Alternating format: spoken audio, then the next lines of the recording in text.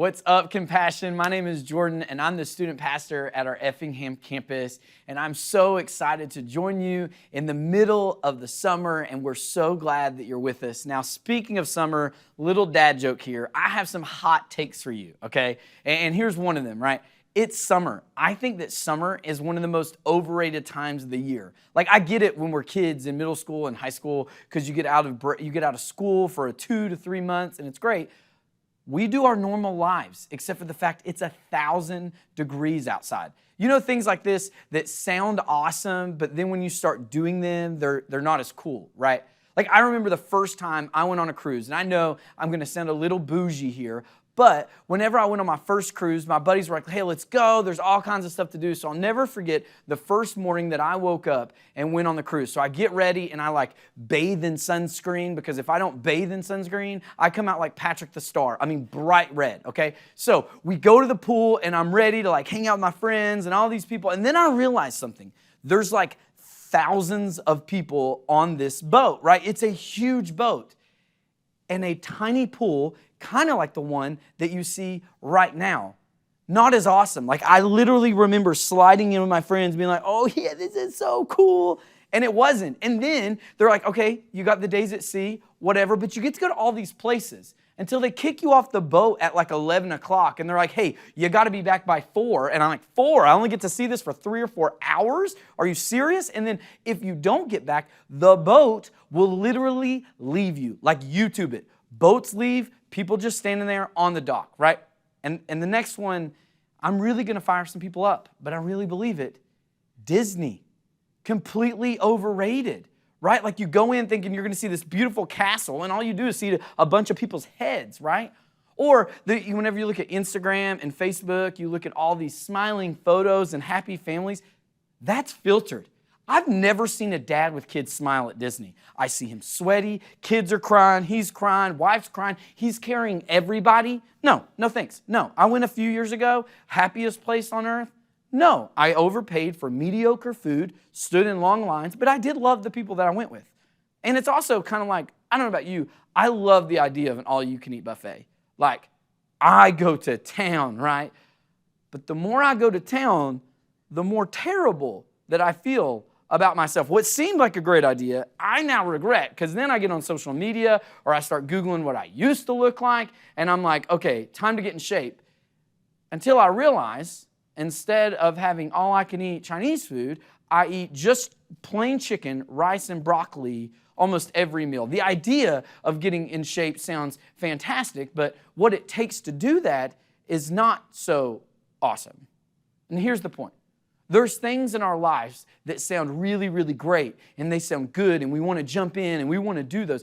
But when we put them into practice, all of a sudden, we kind of take a step back because it's a little bit more difficult than we first thought. And you see, this is what happens with Jesus too. He says something that we love to say. You love to post on your Facebook or Instagram, or you love to comment, or even put it on a t-shirt, but doing them, Compassion, I'm afraid that we actually really struggle with it. We love the idea of it. But when it comes in action, I don't know that we do. You see, this is the case when Jesus says this in John chapter 13, verse 34 through 35. So now I'm giving you a new commandment. Love each other just as I have loved you. You should love each other. Your love for one another will prove to the world that you are my disciples. And we read this and we love it, right? I can love my family members that maybe upset me or hurt me and we get in fights. And same way with my friends. Or maybe you get the courage to go on a local or global mission trip and you're like, you know what? I'm going to take a step of faith and I'm going to go love these people that are in a different place than me. And maybe we can even invite our strangers to church. We can hand them a card when we're at the grocery store and at the movies. Come and see to someone at the gym or someone at a ball game or wherever. And we see this. And we like to love people that look like us, that sound like us, that agree with us. But then we look at what Jesus really says. That it's not just the people that are around us that we like and we get along with. See, when Jesus tells us to love people, it's not just the people that we look like and that we like. See, Jesus calls us out in Luke 6, and it says this, "But to you who are willing to listen, I say, love your enemies, do good to those who hate you, bless those who curse you, and pray for those who hurt you. If you only love those who love you, why should you get any credit for that? Even the sinners love those who love them. And even if you do good to only those who do good to you, why should you get credit? Even sinners do that much. If you lend money and only to those who can repay it, why should you get any credit? Even sinners will lend to other sinners for a full return. Love your enemies. Do good to them. Lend to them without expecting to be repaid. Then your reward from heaven will be great, and you will act like children of the Most High, for He is kind to those who are unthankful and wicked. You must be compassionate just as your Father is compassionate." You see, this is where it gets difficult, where Jesus said something that sounded really, really good and has become something that we actually hate that He says. Because loving our enemies, loving others that might have hurt you, that might frustrate you, that actually you have a history with. Actually, when you start thinking about your enemy, the sound of their name makes your blood boil. So who's your enemy? For you, maybe it's an ex-spouse. Maybe your marriage separated and your thought of your ex leaves you absolutely frustrated. Or maybe you got some issues with your parents because they split at a young age. Or maybe one left you. Or unfortunately, maybe one abused you. And so they have been your enemy your entire life. Or maybe you have a friend or someone that you used to call friend until you saw them hanging out or texting your ex. Or maybe you trusted them with something and they betrayed you. Or maybe it was a friend that you used to do everything with, and now you don't even have their name in your phone. Or in the culture we live, man, maybe you can't even think about the thought of hanging out with a Republican or a Democrat, whichever way that you feel, because if you associate with them and you're around them, maybe people will be like them, or maybe people will think that you're like them, and you're like, I don't want to be around them. I hate even just the way they think of things, right? Or maybe your enemy is people that look different than you. Maybe they have a different ethnicity than you. Maybe their skin color is a little bit different than you. Maybe they smell kind of funny. Maybe they're rich. Maybe they don't look like they have anything. No matter where they are, if they look different than you or they're not of the same circle in which you walk, all of a sudden you want to instantly distance themselves from you because you feel uncomfortable. Or maybe it's that person that cuts you off on 95 and you're going to do anything to show them who's in charge, right? Or maybe as you're on Facebook, you see that couple or that parent that posts everything. I mean, I'm talking they're going on vacation, they're buying the coolest cars, it seems like they upgrade their house every single month, and you're just like, come on, and you're just trying to make ends meet. Or maybe your kids just show, look what they got their kids. Why can't I have this? And you're just like, why do they get to do this? Because they're making my job as a parent so much more difficult. Here's the point. We all have enemies. We all have people that upset us. We all have people that we don't really like, if we're totally honest. But too many times, we think that loving them means all that we need to do is ignore them. And that's not what Jesus says. Actually, Jesus says that we are supposed to be on the offensive and not the defensive. See, we love others because we love God over the issues that we have with other people. See, Jesus makes us clear that love is how we handle our enemies. It's how we handle people that we agree with in the church. Because if you're in the church, if you're online right now, if you're watching, there are other people that are watching that don't have every viewpoint that you do. They actually hang out with drastically different people than you do. And Jesus says, love them. But not just people inside the church. We're supposed to love people outside of the church. And so what do we do with that? Because if we're honest, every one of us have a different definition of what it means to love others, or we've experienced love in drastically different ways. And you can read the Gospels, the stories of Jesus, Matthew, Mark, Luke, and John, of how Jesus says to love others and how he displayed it. You can also read Paul's letters and see how he challenges us. And so I just want to give you a few ways that we can love our enemies with the time that we have together. And here's the first one that I think is absolutely crucial, is we have to love with authenticity. You see, Romans 12, 9 through 10 says this: don't just to pretend to love others, really love them. Hate what is wrong, hold tightly to what is good, and love each other with genuine affection, and take delight in honoring each other. See, don't you hate when people just love you because they have to and not because they actually care for you? That's what I love what Paul says. He says, really love them. And I think if you look at kids, you can see this. You see, I have a nephew named Noah, and Noah is this incredible young man, and Noah has Down syndrome. And one of my favorite parts about Noah is you know that he loves you. And him and I have a special relationship because whenever I go visit him in Phoenix, Arizona, he comes running to me and gives me the biggest hug that feels like Jesus. But he doesn't just hug me. You see, Noah and I have this relationship where during COVID, we couldn't go see him because he was in Arizona. And so he loves to flex. And so I taught Noah how to take his shirt off and flex his muscles. But here's the issue. When I get picked up at the airport or he sees me at In-N-Out or any restaurant, he takes his shirt off. But he doesn't care because he loves me, right? And it makes me feel like one of the best people in the world. But then have you had the opposite of that? Like, have you ever had a kid that you're excited about seeing, but they're not excited about seeing you? It kind of looks like this. Marcus Johnson spoke just a couple of weeks ago, and his youngest kid, Lucy, when she was really, really young, she was afraid of everybody. And I love Marcus, and I love his kids. And I remember they're walking down to our campus, and I'm like, Lucy! And I'm so excited to see her. She just runs behind Mom. And then, Lauren's super sweet. She's like, come on, give him a fist bump. And I'm like, no, she doesn't have to. And she's like, yeah, come on, it's just this awkward. I'm like, I don't want it. And we'd give the fist bump. And I'm like, you didn't have to do that. But here's the struggle. That fist bump is what I'm afraid the way we feel like we love others, the people that we don't like. That the way we think we need to love them is by that little bit of fist bump. Not real love that Paul talks about. See, not love that is forced or fake. It's actually genuine affection because Jesus loved us first. You see, Jesus made it really clear whenever we spoke at the beginning of this. Jesus says, you offer love without anything in return. That when you love your enemy, the person that really grinds your gears, you expect nothing in return because that's what God did for you. Right? It looks practically like this, that instead of texting someone, you actually call them.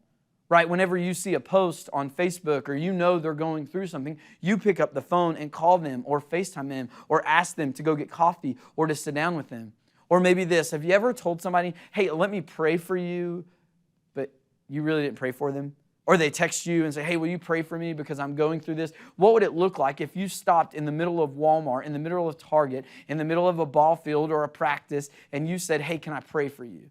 That you know that someone on that team is going through something, that they are mourning, so you choose to mourn with those that mourn. You say, hey, can we just pray together? Or maybe it's your enemy and you just acknowledge what they're going through and say, hey, I know that's tough. You're not alone. Hey, I know that we have some issues, but everything's going to be okay. It means that we celebrate other things in people's lives. That instead, when you see people get things, you don't discourage them or say, but they shouldn't, or but they're in debt, or but you say, man, I'm so glad that you get to have that experience with your spouse or your kid or by yourself. That's what it means to really encourage people. We don't just bring them down. See, when we do this, when we love people that we disagree with or we don't like, we don't show them anything but the same love that God has shown you. And that is why it is essential that grace comes first. See, Colossians 3:12 through 14 says this, since God chose you to be the holy people He loves, you must clothe yourself with tender-hearted mercy and kindness and humility and gentleness and patience, making allowances for each other's faults, and forgive anyone who offends you. Remember, the Lord forgave you, so you must forgive others. Above all else, Clothe yourself with love, which binds us all together in perfect harmony. Paul makes it clear that we should anticipate giving grace. You see, too many times when we engage in conversation with people with different views than us, or people we don't get alike with, or people that's our enemy, we're quickly offended. And you know, this word offensive is such a controversial word in our world right now. But what I love Paul says is he says, guess what? People are going to offend you. Actually, as Christians, we shouldn't be surprised that people are going to disappoint us, right? And he says we've got to forgive them because Jesus forgave us first. You see, the moment someone disagrees with us about something that we're passionate about or we firmly believe in and they disagree, we shut down. Or we completely change how we look at them. That once we saw them as our friend, but now that they're enemy. Because we don't agree on this one thing. If you look back at our messages with Harrison, because it's a non-essential, we separate ourselves. And we see them as maybe sinful or crazy because they don't think the same way that we think. And as a result, we put a barrier between us and someone else. And I just love that Paul calls that out. He says that people are going to offend you. People that love Jesus and people that don't love Jesus because we are all sinful and we need a Savior. You know, I've been married for a little while now and, you know, that pretty much makes me an expert. Just kidding, not really. But I want to let you know something that I found out about a few years of marriage. My wife actually doesn't think I'm hilarious all the time. She actually doesn't agree with everything I say. And actually, everything I do, she doesn't look at me and say, Jordan, you're the best. That was awesome. That's not what she does. I know that's shocking. But you know what else is crazy? I don't love everything she says either or does does every day. So boom, we're even. But why in the world would we stay married? Like, why would I marry someone that I know is going to disappoint me? Why would I marry someone that I know is not going to agree with me 100% of the time? Actually, my wife speaks a lot of truth in my life, whether I want to hear it or not. Why? Because our love for one another is greater than our differences or our imperfections. And Jesus says the same way, that your love for Jesus, your belief in the death and resurrection of Jesus is greater than your disagreements with anyone. See, it's our unity in Jesus that changes everything. Let me tell you a secret. Everyone in this world is going to disappoint you. Not because they don't care for you or love you, because you're not perfect and I'm not perfect. So why do we put expectations of people that we don't put on ourselves? Right? People that show me grace and already forgive me because they know that I'm going to come up short. It changes everything.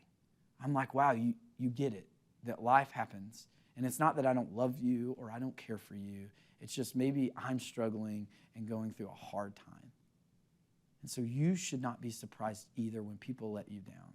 That you forgive others because that's what Jesus did for you. And that might be the only moment that they see Jesus and find out exactly what grace means. Because that enemy say, why on earth would you show me grace? Why would you do that? And then you have the opportunity to point them to a life-changing relationship with Jesus.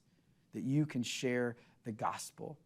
But you see, when we love others, we have to do it with humility.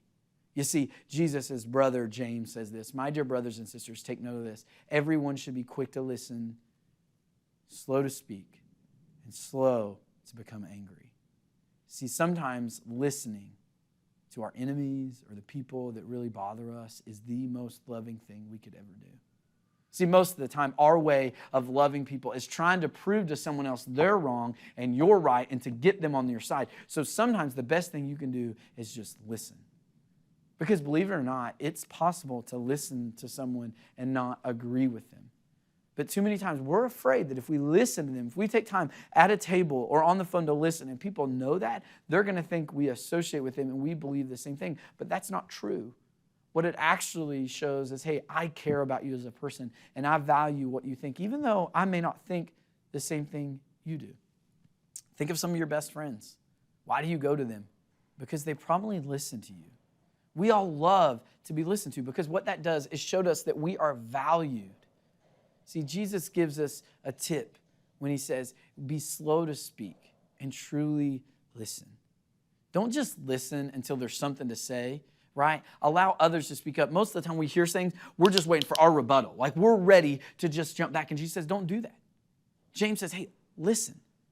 Jesus knows that we're not always going to agree with people, and we're going to get angry when we listen. And he says, slow down, because he knows that anger leads to emotion. And when those two things mix together with people that we don't like, it causes some messy situations that instead of loving them, we end up hurting them. Like we've all been there, right? Where we're in a disagreement with someone and we get angry and we want to prove a point and we end up saying things that we regret. That actually it's in these moments where friends become enemies, where families are divided by one words or one phrase or one sentence that can break relationships apart. It can break churches apart. And if you've experienced that from Christians or churches, I'm sorry. See, James is saying, don't let your emotions change the way you love. Because Jesus isn't looking for you to win an argument. He's looking for you to love. You know, this is one of those things that Jesus said at first, and it sounds so easy. But I think when we truly love our enemies with authenticity, with humility, I think it's really difficult. And I think Jesus knew how difficult this was going to be for his people, for the people that would choose yes to him. Because when Jesus is on his way to the garden, when he's at the garden and he is praying in John chapter 17, verse 20 and 23, he prays for Christian unity. I mean, think about this for a moment. This has got to be something really hard for Jesus, that as he's getting ready to go for the cross, he knew this was going to be important. And so he's praying for it. He says this, I'm praying not only for these disciples, but for all whoever will believe in me through his message. I pray that they will all be one, just as you and I are one, just as you are in me, the Father, and I am in you, and may they be in us, so the world will believe that you sent me.